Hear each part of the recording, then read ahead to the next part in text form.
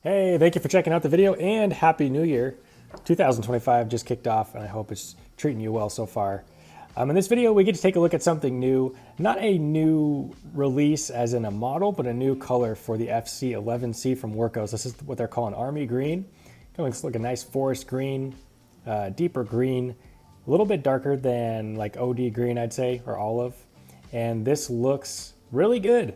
And this flashlight is an excellent flashlight, just period, full stop. But also when it comes to like a budget option, this thing is great. You still get a lot of great features with this thing, like battery status illuminator, a large switch that is recessed. You can't accidentally press that. These little mills help it not roll so much. The clip does that as well. And then the tail cap is magnetic here as well. Let me grab my pencil holder that I always use to show that. So yeah, it can support its own weight like that. So handy little all-around light. If you need a flashlight around the house, in a vehicle, you want to walk a dog, work on a project, you know, this thing can pretty much get you by. In most situations you need a flashlight for, camping, anything like that. So that's why I like these flashlights, and Wurkkos, I call them one of the titans of value in the flashlight industry, because they provide excellent flashlights for a pretty affordable, reasonable price. On that note, Wurkkos has provided, first of all, this flashlight for the channel to review. So thank you, Wurkkos. And second, they provided us all with a discount code to use. That will be in the description below. I'll probably throw it on the screen here as well, but it'll be easy to copy and paste in the description below for you. If you like what you see and you want to pick one of these lights up, we'll talk about, you know, my thoughts on it. I've probably already spilled the beans a little bit on that, but yeah, it's basically a great all-arounder. Here's the box it comes in. Pretty standard basic box. You do get some information here on the side, which is nice if you have these on like a shelf. You've got your box. Pretty standard fare in here. You've got your manual. This little flyer tells you to remove an insulating bit of film that blocks the battery connection. You've got the flashlight itself in a little bubble wrap sleeve.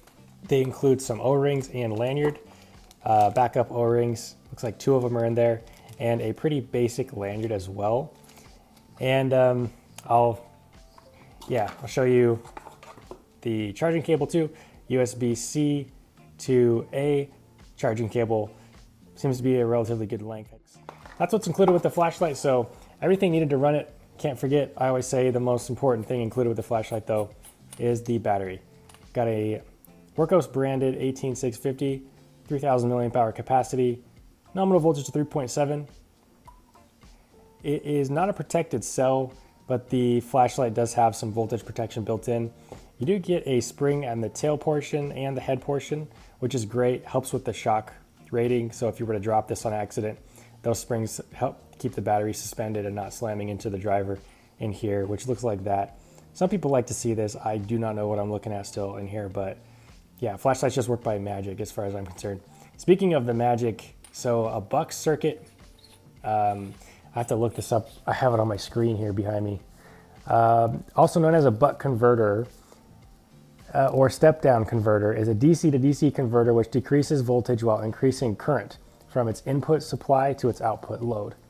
So basically converts a higher input voltage to a lower output voltage. So that enables it to be more efficient. That's my understanding anyway. If some of you know more and wouldn't mind shedding some more light on that for us in the comments below, that'd be much appreciated. But yeah, that's the main draw with the FC11C. Now, if you do pick one of these up, you got to be careful that you do get the FC11C, because I believe there's an FC11, a great light as well, I'm sure, but I don't think that one has the buck driver in it. So you're going to want to pick this up. These are available in a lot of different colors. This is just the latest one that they've come out with. They're Army Green, or I'm calling it Forest Green, something like that. But yeah, it looks good as far as I'm concerned. Let's get this thing outside so you can see the beam profile and the beam shots. Okay, really quickly before beam shots, I wanted to share with you the price I was able to achieve out the door on Amazon. This is with free shipping and both the existing coupon and promotion applied on this light. But yeah, with free shipping, you're out the door for $27.27 US at the time of recording. Anyway, I don't know how long the promo code lasts. I don't know if it's indefinite or not. If I do have that information, I will put it in the description below by the code for you. But yeah, that's just an idea of what this goes for, just for your reference. Let me know if you think that is a good value for an 18650 flashlight in 4000K CCT with these features. Let me know your thoughts, but let's get this thing outside and check out the beam profile and beam shots. Starting with the lowest output setting that this light offers, it's a 1 lumen moonlight mode. This has a runtime of 500 hours, according to Wurkkos, and really, very low level of output. You can really stretch out runtime if you want to with this.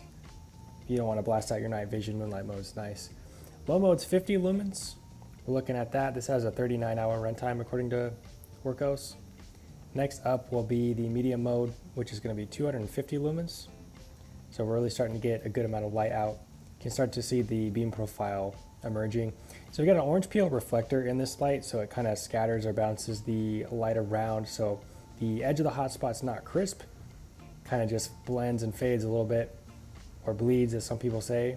So that's what that looks like. And you got a little peripheral area of illumination as well that goes out in a wider area.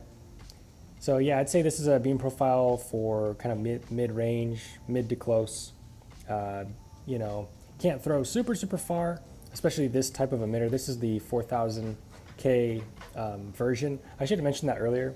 The max output setting, the lumen output for this model is 1200 lumens. If you go with the LH30 or 351D version instead of the Nichia 519A, you get an extra 100 lumens, so 1300. But basically, that's going to be a little bit different emitter light from the other model. But yeah, this one here in this video is the 4000K CCT version. Testing for heat here, and it is a cool evening out here. I'm filming this in January. I don't live in a super cold area, but it's not warm. But all that to say, the head of the flashlight was not hot whatsoever, just a little bit warm. Another cool thing about most Wurkkos flashlights is they're kind of in a system, so to speak. I don't know if this is intended to be done, so don't take this as a recommendation, but I'm just telling you it works. Basically, your thread pitch on the body of the light, it's identical on the head portion and the rear portion, so you can swap this tube. If you want the clip facing in the opposite direction, you can do that. One kind of cool thing that I noticed, credit to Williams Knife Life, that YouTube channel. He's the first one I've seen do this, and it works. But basically, take a smaller body tube. This one's for like an 18350 battery. This body tube and battery came from the Wurkkos TS11, I believe. And yeah, the thread pitch is also identical. So you can make your own little Lego flashlight, your Frankenstein Wurkkos flashlight. So yeah, you can do this sort of thing if you want to, which is pretty neat. So you can make this more of like a compact light, still get a lot of capability out of it, but not as much runtime, but you do save some size and weight. So kind of cool that you're able to do that with these flashlights. Just wanted to include that in there kind of in this video just for fun. The magnet's really grabbing on that battery. But yeah, just something you could do. All right, we're gonna go over user interface and then kind of transition into final thoughts as seamlessly as I can. But yeah, user interface, you're gonna know the user interface of this. If you know modern flashlights, you can pick it up and use it. Single press for on, single press for off. This does have mode memory, so it'll memorize your last output setting. Holding down the switch from off for about a second brings you into the moonlight mode, the lowest output setting. You do get your battery status illuminator on here, even on moon. Then yeah, by holding down the switch when it's on, you're gonna cycle through the pre-selected modes. That's low up to high. If you want turbo, you're gonna double press the switch. That's max output.